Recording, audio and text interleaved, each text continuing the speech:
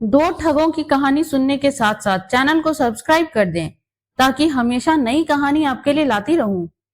किसी गांव में एक मशहूर ठग रहता था।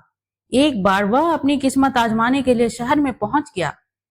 किस्मत ने साथ दिया और लोगों को खूब चकमा देकर उसने बहुत सारा सामान तथा रुपया पैसा बना लिया। इस सारे सामान को एक बोरे में भरकर जब वह गांव लौट रहा था, तभी रास्ते में एक दूसरे ठग से उसकी भिड़ंत हो गई। गांव का ठग इस बात को समझ गया कि वह भी कोई उस्ताद है, लेकिन वह भी उस्तादों का उस्ताद था। दोनों उस्ताद एक जगह बैठ गए। आपस में जान पहचान हुई। गांव के ठग ने बताया कि उसका नाम आया राम है, तो दूसरे ने अपना नाम गया राम बताया। आया राम गया राम दोनों आपस में बैठकर बातें करने लगे। गया राम की नजर आया राम के बोरे पर थी। उसने पूछा, उस्ताद यह बताओ कि आ कहां से रहे हो? गया राम बोला, क्या बताऊं दोस्त, इन दिनों काफी मंदी चल रहा है, खेतों की पैदावार मारी गई, सोचा शहर जाकर खाद ले आऊं, इसलिए शहर चला गया था। गया राम को मालूम था कि वह शहर से बहुत सारा सामान और रुपया पैसा बोरी में भरकर ला रहा है। अनजान बनते हुए उसने पूछा, तो इस बोरे में खाद ला रहे हो? आया राम अत्यंत दीनहीन भावना से बोला, हाँ, खेतों के लिए खाद तो जरूरी है, सस्ती कीमत पर मिल रही है तो सोचा लेता चलूं। बहुत अच्छा किया, खेत में खाद पड़ जाए तो पैदावार बढ़ जाती है। कहते हुए गयाराम ने बोरे को टटोलना चाहा। असली खाद लाए हो ना? नकली तो नहीं। बोरे से उसका हाथ छुड़ाते हुए आयाराम ने उत्तर दिया, ना ना, एकदम ताजी और बढ़िया है। गयाराम समझ गया कि वह बोरे को हाथ लगाने नहीं देगा। बोला, ठीक है, ले जाओ और खूब पैदावार बढ़ाओ, कहकर चलता बना। आयाराम ने बोरा कंधे पर रखा और खुशी खुशी अपने घर की ओर चल पड़ा। बोझ से उसकी गर्दन झुकी जा रही थी और वह इधर उधर देखने में असमर्थ था। उधर गयाराम किसी तरह छिपता छिपाता उसके रास्ते पर कुछ दूर आगे निकला और चांदी के तारों से मढ़ी हुई एक सुंदर जूती बीच रास्ते में छोड़ दी। आयाराम जब उस जगह पहुंचा तो उसने सुंदर जूती को रास्ते में पड़ी पाया। उसने मन में आया कि जूती को उठा ले, किंतु अकेली एक जूती किस काम की। यह सोचकर वह जूती को वहीं छोड़ आगे बढ़ गया। कुछ दूर चलने पर उसकी दूसरी जूती दिखाई दी। वह बहुत खुश हुआ। अब उसका जोड़ा बना है।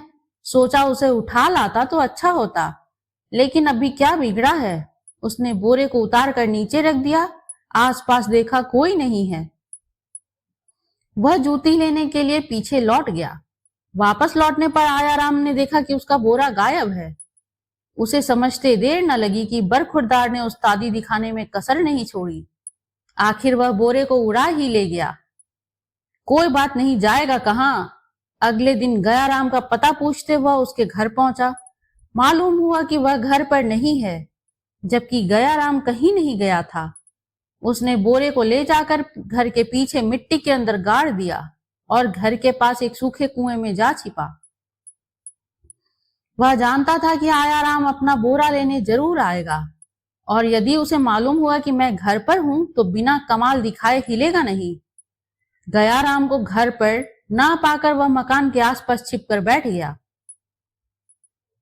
उसने देखा कि सुबह शाम गयाराम की घरवाली कुएं के पास आकर उसे खाना खिलाती है और कुएं पर देर तक वहीं बैठकर बातें भी कर लेती है। एक शाम को आयाराम उसकी घरवाली से पहले कुएं पर जा पहुंचा और रस्सी में सूखी रोटियां बांधकर कुएं में लटका दी। खाना आया, देख गयाराम ने रोटियां ले ली। बिना सब्जी के सूखी रोटियां देखकर बोला, अरे भाग्यवान, रोज ही बढ़िया खाना बनाकर देती हो, आज क्या हो गया, सिर्फ रोटियां हैं? आज तो उन पर मक्खन भी नहीं लगाया। आयाराम पतली आवाज बनाकर बोला, मक्खन कहां से लगाऊं? कल से घर में खाने को कुछ खाना नहीं है। दाल सब्जियां मक्खन सभी खत्म हो गया है। आज तो आटा भी उधार लाई हूं। गयाराम बोला, अच्छा ये बात है तो सुन, घर के पीछे मैंने एक बोरा दबा रखा है। उसमें कई तरह का सामान है, रुपया पैसा भी उसी में पड़ा है। उसे खोद कर निकाल ले, सब चीजों को संभाल कर रख लेना। देखना जरा होशियारी से, किसी को मालूम ना हो। पता लगते ही आयाराम चुपके से मकान के पीछे पहुंचा और अपना बोरा निकाल कर चलता बना। अंधेरा होने के बाद बढ़िया खाना लेकर घर वाली जब कुएं पर पहुंची तो गयाराम बोला, सचमुच तूने कमाल ही कर दिया, इतनी जल्दी बोरी को निकाल कर सामान भी ले आई हो।